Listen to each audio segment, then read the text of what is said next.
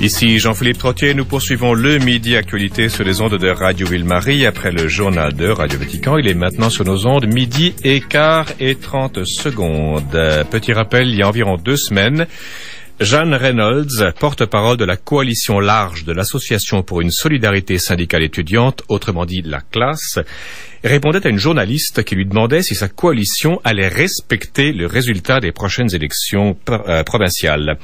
Sa réponse a laissé mon chroniqueur Mathieu Bocoté songeur. Explication de celui-ci. Bonjour Mathieu. Bonjour. J'ai vaguement esquissé de quoi il s'agit. Pouvez-vous nous remettre ça dans le contexte, s'il vous plaît? Bon, alors, on parlait Anne-Marie Dussault questionne Jeanne Reynolds, qui est, depuis le début de la crise étudiante, la plus radicale des porte-paroles de la classe. Oui. Et lui demande si elle respectera le résultat des élections, si la classe respectera le résultat des élections à venir au Québec. Oui. Réponse surprenante de Jeanne Reynolds qui dit: nous verrons en assemblée de la classe si nous reconnaissons la légitimité de cette élection. Ça vous a fait sursauter, non? Bien évidemment, pour une raison simple, c'est que d'un coup, la classe nous dit qu'elle se donne le droit de révoquer la légitimité des institutions démocratiques. Autrement dit, elle condamne le processus, elle se donne le droit de condamner le processus électoral.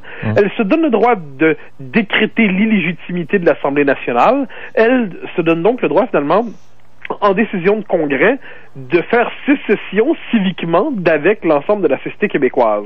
Ensuite, elle a dit qu'elle avait été mal citée, parce que l'ensemble des dirigeants de la classe sont abonnés au club des mal cités, mais si on resitue cette déclaration dans le contexte de la classe depuis quelques mois déjà, dans le contexte du programme de la classe, il n'y a rien de surprenant là. Voilà un mouvement qui conteste la légitimité parlementaire, qui conteste la légitimité de notre système démocratique, et qui finalement a donné à plusieurs reprises sa préférence à la rue plutôt que sur le Parlement. Pourtant, au début des manifestations, enfin du mécontentement, vous sembliez être assez sympathique à l'égard du moins des positions de Gabriel Nadeau-Dubois.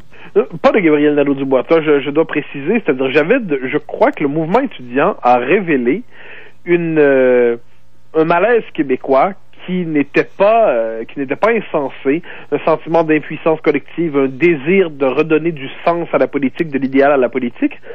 Toutefois, dans le mouvement étudiant, j'ai souvent noté que les plus porteurs, finalement, c'était surtout les chefs de la FEC et de la FEUC, c'est-à-dire, bon, il y avait Léo Bureau-Blouin qui viennent faire de ça en politique, et Martine Desjardins qui était une figure plus discrète mais efficace. Et j'ai toujours noté que la classe représentait l'aile radicale du mouvement étudiant. Oui. Avec la publication du manifeste de la classe il y a quelques semaines, qui est un manifeste qui s'inscrit dans la longue histoire de la gauche radicale, pas seulement au Québec, mais partout en Occident, on voit que ce mouvement a cherché à instrumentaliser la crise étudiante pour faire le procès non seulement de notre société, mais quelquefois même de notre civilisation. Il y avait quelque chose là-dedans qui nous rappelait les vieux textes gauchistes écrits en comité dans les années 70. D'ailleurs, on avait consacré une chronique assez intéressante à ce sujet, vous et moi, sur le fait que ces manifestations étaient, enfin, peut-être une manifestation dénoncer des problèmes latéraux, alors qu'il y avait des problèmes fondamentaux beaucoup plus grands au Québec et qui sortaient. L'abcès de fixation était justement dans ces manifestations. Je pense qu'il y a quelques mois de ça. Vous parlez dans votre texte, parce que vous avez écrit un texte dans le Journal de Montréal, daté du 17 juillet, justement, Élection piège à con.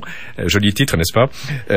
Oui, mais hérité d'ailleurs de cette rhétorique de mai 68, Sartre et compagnie, la gauche radicale qui condamne le processus électoral. Je rendais hommage, d'une certaine manière, aux pères oubliés de la classe. Vous parlez de bêtises idéologiques, je vous cite. C'est un peu fort ou c'est de la bêtise? C'est de l'aveuglement? Oui, c'est quoi? Je crois qu'à un moment donné, il faut nommer les choses telles qu'elles sont. Ceux qui condamnent aujourd'hui la légitimité du processus électoral, qui condamne la démocratie représentative jusqu'à son principe même, qui réactive l'idée d'une démocratie directe à temps plein, héritière du principe des soviets, presque. Je parle pas de l'Union soviétique, mais je parle de l'idée des soviets qui était très présente dans la gauche radicale pendant longtemps. Ceux qui cherchent à condamner en même temps le capitalisme dans son principe même, ceux qui réduisent toute forme de croissance économique à une exploitation insensée des hommes et de la terre, ceux qui, pour pousser ça plus loin, réduisent tous les rapports entre les hommes et les femmes à la question du sexisme, comme si l'homme et la femme n'avaient de rapport qu'idéologique. Et des rapports de classe. Voilà, rapport de classe, rapport de genre, rapport de race, selon les formules classiques des sciences sociales radicales. Oui. Eh bien, qu'est-ce qu'on voit à travers ça? On voit un programme qui a cherché à à capitaliser sur la crise étudiante pour faire le procès plus vaste de notre société. Ça nous rappelle une chose, le gouvernement a certainement mal manœuvré la crise en donnant à la classe la possibilité de devenir l'expression politique d'une gauche radicale qui a réussi à canaliser le mouvement étudiant, mais aujourd'hui, il faudrait distinguer entre la classe qui s'est discréditée, me semble-t-il, comme porte-parole du mouvement étudiant, et le mouvement étudiant plus largement, qui porte des revendications qui peuvent être entendues dans le cadre de nos institutions. Maintenant, Mathieu Bock-Côté, vous faites des analyses, on peut être d'accord ou pas, peu importe, mais elles sont en général assez poussées et assez fines. Est-ce que tout ce que vous dites, est-ce que les leaders étudiants ont le bagage intellectuel pour... Est-ce qu'ils ont conscience? Est-ce que... Comment vous dire? Est-ce que vos analyses correspondent vraiment à la réalité de ces étudiants-là? Ah, mon Dieu, oui. Ben, à tout le moins, je ne sais pas si c'est de chaque étudiant, mais lisez le manifeste de la classe. Quand on lit le manifeste de la classe, il y a là une réflexion théorique qui se veut pousser. Je ne dirais pas qu'elle l'est, mais qui se veut pousser, une réflexion qui se veut fondamentale, une réflexion qui prétend toucher aux questions les plus fondamentales de notre démocratie, une réflexion qui prétend s'élever à la hauteur de la philosophie politique.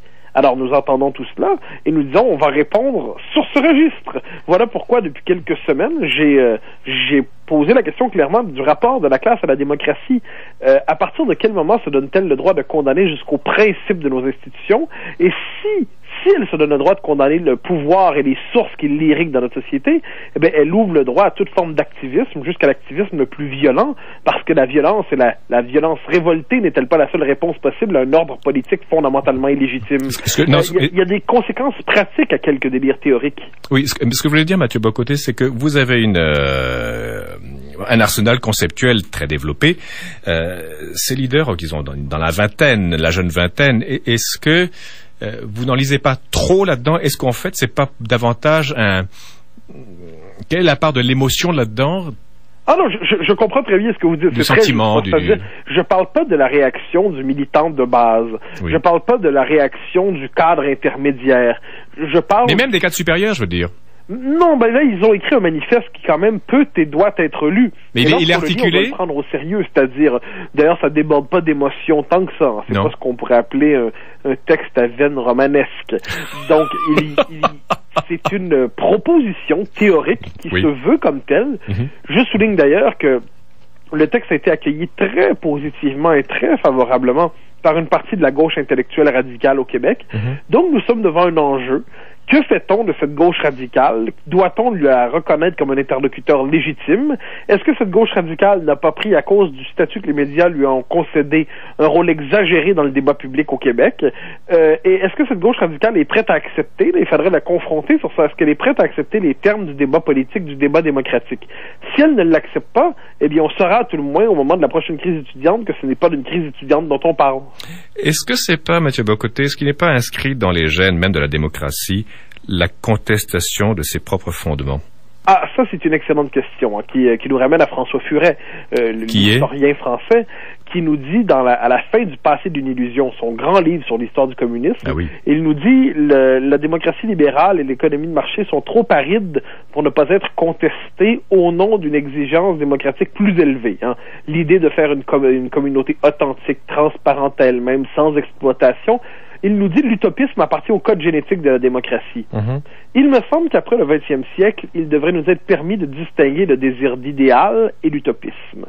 Si la démocratie ne peut ni ne doit se réduire à une espèce de pensée gestionnaire comme on la voit aujourd'hui, elle ne doit pas non plus se perdre et se dévoyer dans l'utopisme, dans ce rapport aux politiques qui condamne dans les faits la finitude humaine, qui nous promet la félicité sur Terre, qui nous promet la société parfaite et qui dans les faits pave la voie normalement au pouvoir politique exagéré, pour ne pas dire autoritaire, pour ne pas dire davantage. Il nous faut retenir cette leçon du 20e siècle. L'utopie n'est pas l'allié de la liberté. Et vous citez un petit peu les propos de Lord Acton, vous savez, l'historien britannique, qui disait que le meilleur moyen de faire de la Terre un enfer, c'est de vouloir en faire un paradis. Ah ben c'est très juste, hein. C'est-à-dire il faut toujours retracer ce raisonnement qui est fondamental. Celui qui prétend avoir un savoir scientifique du bien politique absolu, eh bien, il ne veut pas débattre. Il a une connaissance scientifique du bien. Alors, devant lui, il a des gens qu'il doit éduquer ou faire taire. Parce qu'il n'accepte pas de débattre, le bien ne débat pas avec le mal. Il lui ferme le clapet ou il le combat.